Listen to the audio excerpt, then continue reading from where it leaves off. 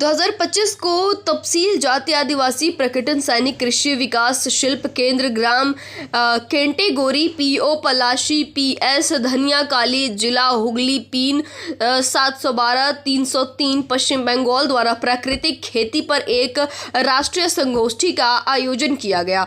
आयोजन constitution club of India नई दिल्ली में किया गया। इसमें संगठन के पदाधिकारी श्री सोमेन कोले, सचिव TJAPSK BSK और अन्य सदस्य शामिल थे, जिनमें पश्चिम बंगाल और भारत के 15 अन्य राज्यों के किसान प्रभावित कृषि तकनीशियन शामिल थे। मान्यवर श्री राम नाथ ठाकुर, माननीय कृषि और कल्याण राज्य मंत्री, भारत सरकार ने अपने निजी सचिव श्री के Mishra ji TJAP ASK BSK के माध्यम से अपना संदेश भेजा है।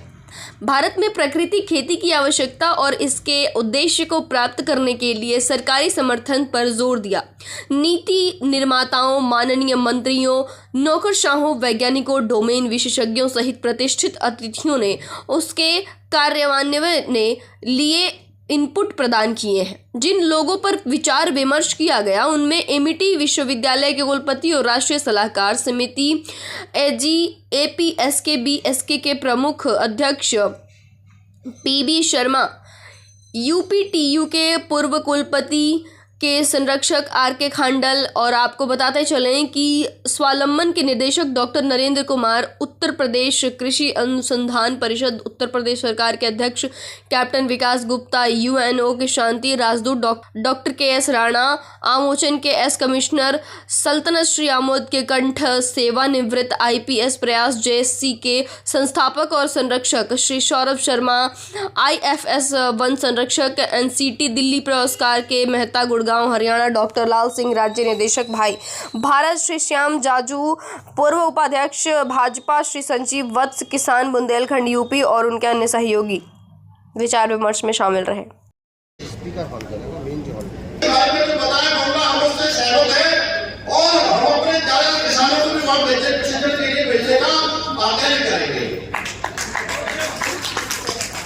लेकिन मैं उनकी एक बात से सहमत नहीं हूं। उन्होंने कहा किसान आंदोलन क्यों करता है? कहीं ना कहीं सर उसके लिए सरकार जिम्मेदार नहीं है और आज भी जिम्मेदार है।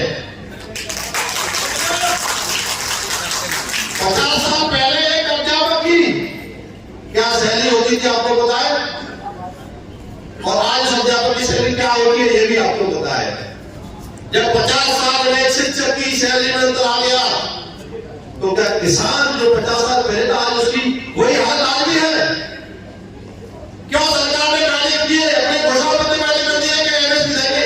अरे दीजिए, विकसित भारत आपने बताया कि विकसित भारत की नींव नहीं आएगी तो देश के अंदर किसान लगेगा, किसान को किसान बना दो।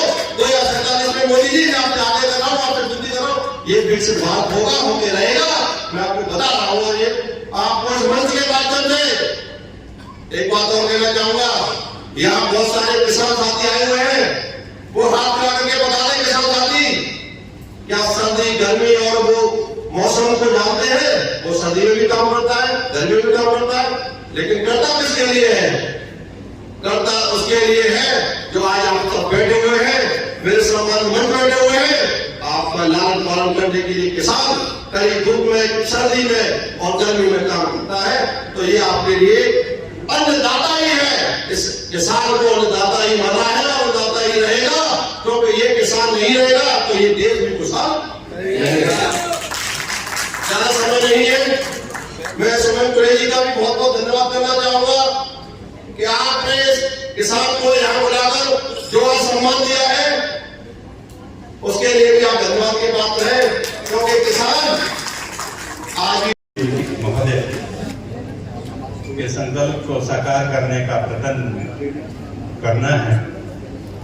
अभी हाल ही में राष्ट्रीय युवाओं के साथ संवाद किया और उस कार्यक्रम का जो बहुत ही ब्यूटीफुल उसने ऑर्गेनाइज किया। हमारा युवा जो राष्ट्र का भविष्य भी है और देश की रीढ़ की हड्डी भी उसको कहते हैं, वो सशक्त होकर, संकल्पित होकर इस कार्य को हम सभी के अनुभव को साथ लेकर उसमें इन्वॉल्व होगा तो निश्चित तौर पर हम विकसित भारत 2047 के यहाँ प्राकृतिक खेती के बारे में जो भी चर्चा हुई उसमें हमारे जो युवा हैं जो हमारे मैं योगी जी की पिछली सरकार में भी था और योगी जी की इस सरकार में भी। उत्तर प्रदेश कृषि की दृष्टि से बहुत बड़ा राज्य है, 4 एग्रीकल्चर यूनिवर्सिटीज है। देश में सबसे ज्यादा किसान उत्तर प्रदेश से आते हैं और गंगा और यमुना के बीच का जो दोआब है उसकी जो भूमि है, उसकी उपजाऊ भूमि वर्ल्ड में सबसे ज्यादा उपजाऊ भूमि उत्तर प्रदेश में गंगा और यमुना के बीच में आती है। लेकिन फिर भी पिछले 30-40 वर्षों में हम लोगों ने देखा कि खेती का स्वरूप बदलने लगा और धीमे धीमे खेती जहर की रोटी होने लगी, क्योंकि हम उत्पादन और उत्पादकता, क्योंकि उत्पादन बढ़ाना था तो हम धीमे धीमे हम लोगों का जो फोकस था वो उत्पादकता पर बढ़ने चला और ज्यादा उत्पादकता के चक्कर में हम लोगों ने ज्यादा उन्नत किस्म के बीज के साथ साथ ज्यादा खाद, अब जब ज्यादा खाद इस्तेमाल करेंगे तो ज्यादा पानी की जरूरत पड़ेगी, तो हम लोगों ने धीमे धीमे भूमि जमका के दोहन करना चालू कर दिया। और जब ज्यादा पानी लगाएंगे, ज्यादा खाद का इस्तेमाल करेंगे तो ज्यादा कीटनाशक का भी इस्तेमाल हम लोग करते हैं और धीमे धीमे खेती, हम लोगों की खेती जहर की खेती में परिवर्तित हो गई। और आज हम बात करते हैं यहाँ पर, हम लोग यहाँ पर दिल्ली में हैं, NCR में, यहाँ पर प्रमुख नदी यमुना बहती है। जिस यमुना में हम लोग अपना हाथ नहीं धो सकते, उस यमुना के अगल बगल में आस पड़ोस में उठी हुई सब्जियों को हम अपनी थाली में और प्लेट में सजाकर लोगों को देते हैं। इस पर हम लोगों को विचार करना चाहिए। एक विषय और, गौ आधारित कृषि बहुत इस समय, इससे बहुत ज्यादा जो महत्वपूर्ण समय रहा पिछले 36 साल में, वो प्रयास संस्था के माध्यम से जो कुछ देश में हम लोगों ने काम किया, और शायद ये विषय जिसकी चर्चा आज पूरे दिन होती रही, ये प्रयास से ज्यादा संबंधित है बनस्पत पहले पुलिस के और सरकारी काम से। आप लोगों को मालूम होगा, बात बच्चों के साथ हुई 1988 में, जब मैं डिप्टी कमिश्नर पुलिस था। और जैसा होता है कि ऐसी संस्थाएं जो होती हैं वो किन्हीं जरूरतों से पैदा होती हैं, या कभी कभार किसी हादसों से पैदा होती हैं, कभी कभार किसी ऐसी स्थितियों से पैदा होती हैं जहाँ संघर्ष है, जहाँ परेशानियां हैं। और प्रयास की शुरुआत एक आग से हुई, जहांगीरपुरी के इलाके में एक बड़ी आग लगी, बहुत सारे बच्चे सड़क पे आ गए, बिना घर बार के हो गए।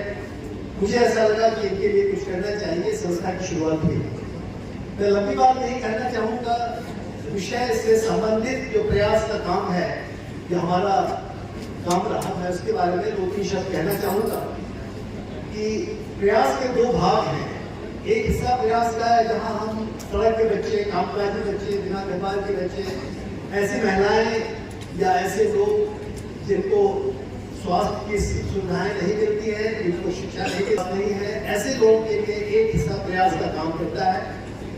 प्रयास का दूसरा हिस्सा बहुत महत्वपूर्ण है, जहाँ पे हम लोग वोकेशनल ट्रेनिंग, 5 जन शिक्षण संस्थाएं जो भारत सरकार की कौशल विकास मंत्रालय से जुड़ी हुई हैं, वो करीब 10,000 लोगों को ट्रेन करती हैं रोज। नमस्कार, আমি সৌমেন কোলে, সম্পাদক তফসিল জাতি আদিবাসী প্রাক্তন সৈনিক কৃষি বিকাশ শিল্পকেন্দ্র।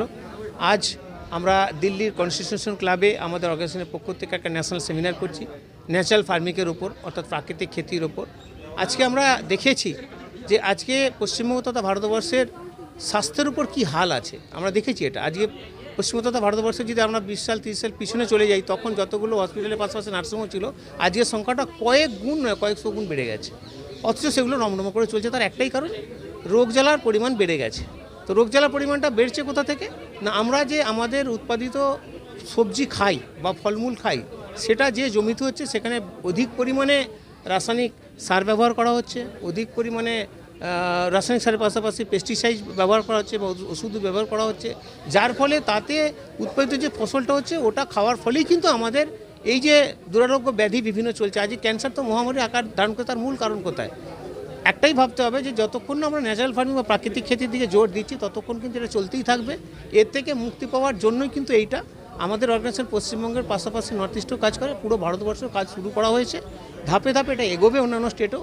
সেটাকে লক্ষ্য রেখেই কিন্তু আমরা পশ্চিমবঙ্গতে প্রায় 100 জন আধিকারিক বা পদাধিকারী যারা আছে প্রত্যেক ডিস্ট্রিক্ট থেকে নিয়ে আমরা আজকে এই প্রোগ্রামটা করছি। জয় শ্রী শম্ভু, নমস্কার।